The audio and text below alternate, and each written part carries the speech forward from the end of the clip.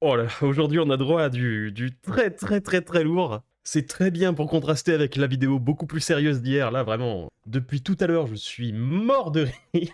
Parce que là vraiment aujourd'hui on est gâtés, on a deux superbes news. La première nous venant de BFM TV avec une interview de la maire du 8e arrondissement de Paris, Jeanne d'Auxerre, qui est tout simplement magique, hein. Je savais que Paris était magique, mais je ne savais pas que ses maires l'étaient tout autant. J'ai vu que depuis 3 jours, je suis sur tous les plateaux, on me montre partout et effectivement, j'ai cette, image de mère, toujours bien sapée, toujours élégante. Donc, je suis quand même maire d'un arrondissement qui est le 8e arrondissement et Donc déjà 15 petites secondes pour s'envoyer des fleurs, hein. Ouais, je fais un peu référence dans le milieu de la mode, côté politique, voilà quoi. effectivement, ce soir, bah, je viens pour m'exprimer sur, ces dépenses pour que les vêtements parce que, comme vous le savez, chaque mère, a une enveloppe de 990 € par mois et chaque mère peut dépenser comme il veut. Donc moi, j'ai préféré effectivement m'acheter, des fringues pour être bien sapée. Alors premier point, si c'est bien vrai que tous les maires ont un peu moins de 1 000 € par mois pour s'acheter des fringues, comme elle dit, on a un peu moins de 35 000 communes, donc 35 000 maires. Ce qui veut dire que tous les ans, on peut dépenser 35 millions d'euros sur les fringues de nos chères mères adorées. Bon déjà, magnifique. Mais en réalité, je pense que le maire de Troupaumé-sur-Cambrousse a pas le droit à 1 000 €. Deuxième point, dis-moi Jeanne, pourquoi tu essayes de parler comme quelqu'un de cool? Je dis bien essaye, parce que cette formulation, moi j'ai préféré acheter des fringues pour être bien sapé. Tu n'achètes pas des fringues, tu achètes des vêtements. Quand tu payes 400 € pour un pull, c'est pas des fringues. C'est pas parce que tu utilises le mot fringue et sapé qu'on se rend pas compte que tu te fous de notre gueule. Jeanne, enfin. Alors, on va revoir les dépenses, effectivement, parce que vous êtes allé quand même dans pas mal de marques, The Couples, Mage, Éric Bompard. Ces dépenses, vous sentez le besoin de les justifier quand même? En fait, oui, parce que moi, j'essaie d'acheter des produits, français et de bonne qualité. La preuve, c'est qu'en 2024, je n'ai pas dépensé toute mon enveloppe et j'ai remboursé donc, la moitié, des frais donc de représentation. Bon, je passe sur la forme où on voit que ça rame, hein, quand même, c'est pas très naturel. Mais sur le fond, enfin. Et alors? Ça veut dire qu'on ne t'a payé que 6 000 € de fringues l'année dernière? Bah, franchement, on abuse, on aurait pu être plus généreux, Jeanne, désolé, hein. Je vous Mais coupe, Jeanne de Terre, mais est-ce que vous comprenez que ça puisse choquer mais les bien sûr, Français? c'est Les la Français qui se serrent la ceinture alors même que la taxe absolument, foncière a mais je augmenté à sais, Paris c'est et ce que j'ai dit. qu'effectivement 35 000 € en 5 ans, c'est colossal pour les Oui, Français qui ont mais du mal à finir les fins de mois. mais je comprends. Il y a des gens qui dépensent pas 35 000 € dans des fringues pendant toute leur carrière. Et encore, si c'était son argent à elle, mais régale-toi, Jeanne. Mais c'est nous qui lui payons. Cette dame qui est mieux payée que 95% des Français. En plus, on sait jamais, au cas où, 1 000 € par mois de fringues. Enfin, c'est... Franchement, quand je vous dis comme hier qu'il faut absolument rien attendre de la politique, voilà un bel exemple. Et cette dame d'ailleurs, les Républicains, qui est censée être la droite, hein, la grosse droite bien dure en France, hein, qui se permet des petits avantages de commissaire de l'URSS. Des gens adorables, vraiment très bien.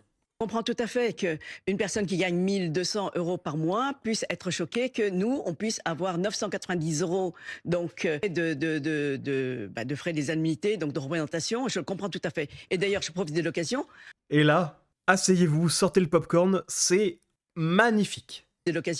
pour remercier tous nos concitoyens et concitoyennes qui travaillent et qui, effectivement, nous permettent d'avoir donc ces indemnités. Donc, malheureusement,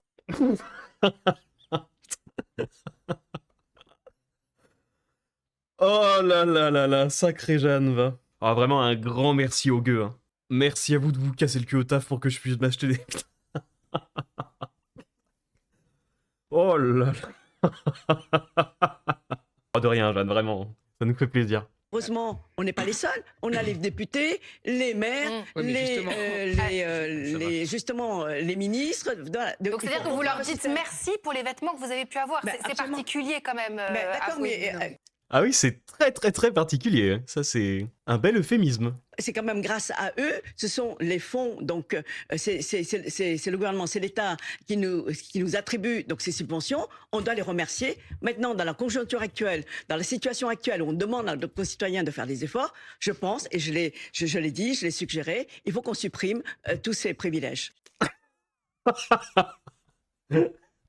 Oh bah maintenant que t'en as profité, c'est bon. Oh. Non mais le degré d'absence de honte de cette personne est aberrant. Oh putain. Je sais pas quoi dire, franchement. La bonne nouvelle, c'est qu'elle a pas reposté l'interview sur son compte, donc peut-être qu'elle se rend compte qu'elle a été absolument honteuse. Mais waouh, il faut un beau complexe de supériorité pour lâcher ce genre de choses à la télé. Bravo Jeanne. Que dire si ce n'est bravo. Et merci. Merci pour le contenu. L'autre news, c'est qu'on a un gouvernement.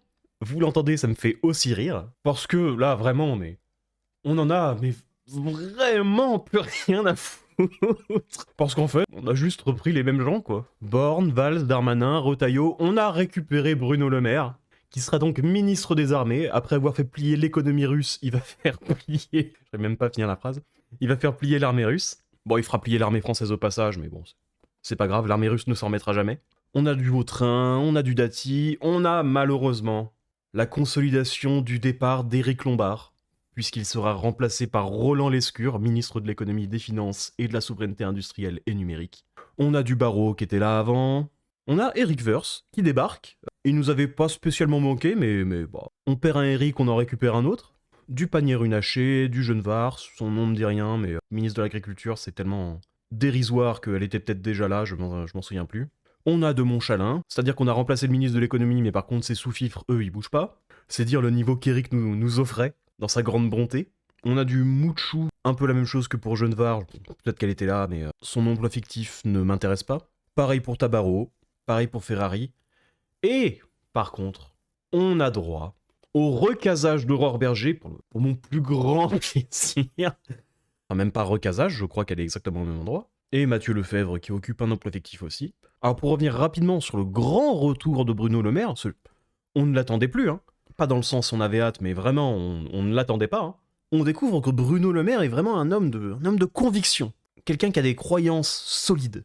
Puisqu'il a été interrogé il y a 2 semaines, quant à un retour au gouvernement, cela est totalement exclu. J'ai fait le choix en juin 2024, après notre défaite aux élections législatives, de me mettre en retrait de la vie politique.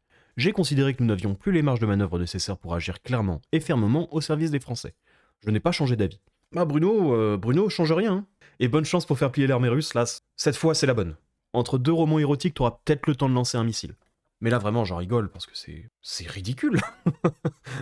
Là on est arrivé à un stade où on essaye même plus de faire croire qu'il y aura du changement. Donc bah écoute Sébastien, on va dire juste merci pour le contenu, pour tout le reste, bon, je ne vais pas aller au fond de ma pensée.